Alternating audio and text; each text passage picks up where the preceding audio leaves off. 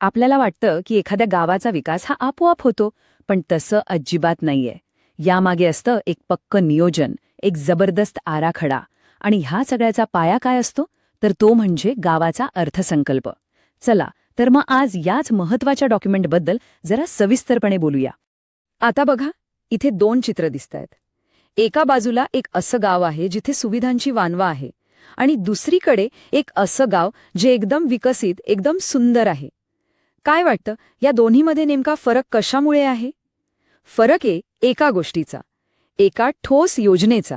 आणि हीच योजना म्हणजे गावाचा अर्थसंकल्प. तर मग ह्या सगळ्या विकासाचा पाया काय आहे?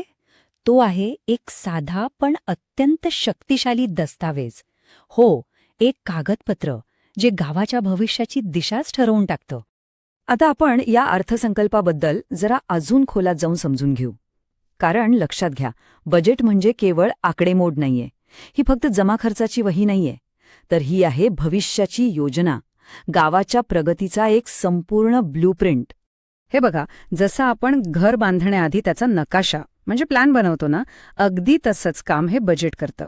हे येणाऱ्या वर्षासाठी गावाच्या विकासाचा नकाशाच आपल्यासमोर मांडतं. म्हणजे काय?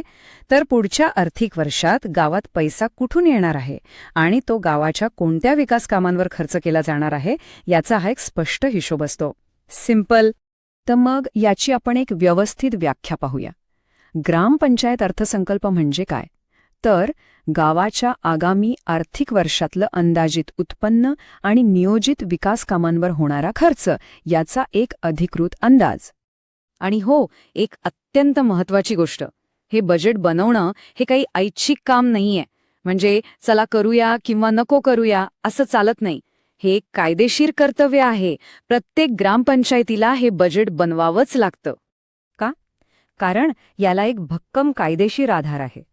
महाराष्ट्र ग्रामपंचायत अधिनियम 1958 याच्या कलम 62 नुसार हे बंधनकारक करण्यात आलंय.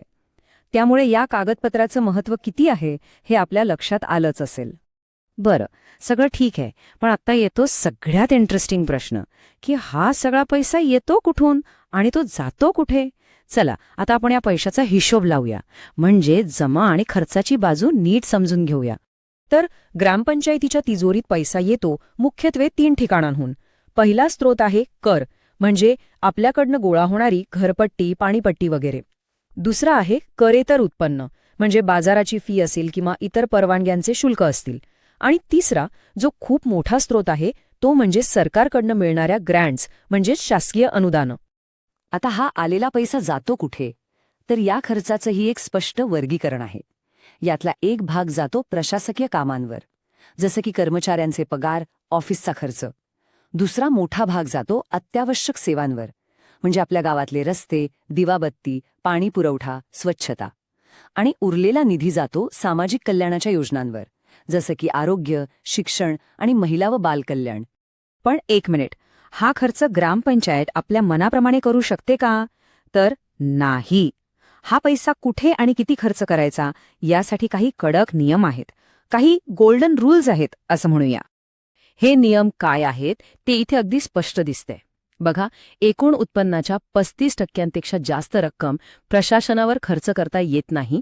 कमीत कमी 15% निधी हा मागासवर्गीय कल्याणासाठी बाजूला ठेवावाच लागतो. त्याचबरोबर 5% निधी अपंग कल्याणासाठी आणि 0.25% जिल्हा निधीसाठी देणं बंधनकारक आहे. याच नियमांमुळे विकासाचा पैसा योग्य ठिकाणी वापरला जातो. चला, आता हे बघूया की हे बजेट नक्की बनवतं कोण आणि ही सगळी प्रोसेस चालते कशी, यात कोण जबाबदार असतं आणि डेडलाईन्स काय असतात पाहूया. तर ही एक टीमवर्कची गोष्ट आहे. यामध्ये सरपंच बजेट सादर करण्याची मुख्य जबाबदारी घेतात. ग्रामसेवक सगळी आकडेवारी आणि माहिती तयार करतात. मग येते ग्रामसभा, जी यावर चर्चा करते आणि मंजुरी देते. आणि शेवटी पंचायत समिती यावर प्रशासकीय शिक्कामोर्तब करते. आणि या सगळ्या कामाला वेळेचं पक्क बंधन आहे. ही एक प्रकारची शर्यतच असते. 28 फेब्रुवारी ही सरपंचांनी बजेट सादर करण्याची डेडलाईन. 7 मार्चपर्यंत ग्रामपंचायत त्याला फायनल टच देते. मग 15 मार्चला ग्रामसभा त्याला मंजुरी देते आणि शेवटी 31 मार्चच्या आत पंचायत समितीची अंतिम मंजुरी मिळवणं गरजेचं असतं. आता येऊया या संपूर्ण प्रक्रियेच्या सगळ्यात महत्त्वाच्या भागाकडे, आणि तो म्हणजे सामान्य नागरिकांचा सहभाग. कारण खरं सांगायचं तर इथेच खऱ्या अर्थाने लोकशाही जिवंत होते. ग्रामसभा हे नागरिकांच्या हातातलं सगळ्यात मोठं आणि प्रभावी शस्त्र आहे असं म्हणायला हरकत नाही.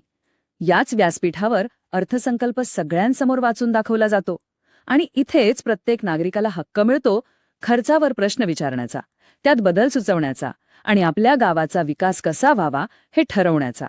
आणि म्हणूनच म्हटलं जातं की ग्रामसभेची मंजुरी हीच लोकशाहीची खरी ताकद आहे.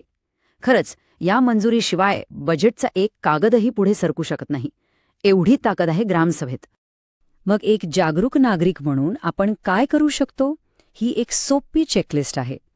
ग्रामसभेच्या बैठकांना नक्की हजेरी लावा. अर्थसंकल्पाचा प्रस्ताव काय आहे तो समजून घ्या. त्यात काही अनावश्यक खर्च वाटला तर त्यावर प्रश्न विचारा.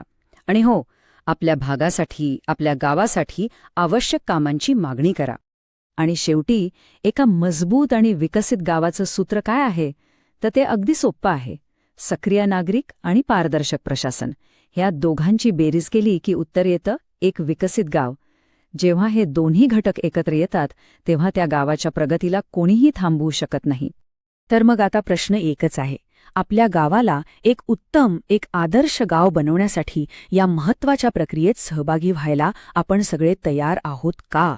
यावर विचार करणं खूप गरजेचं आहे.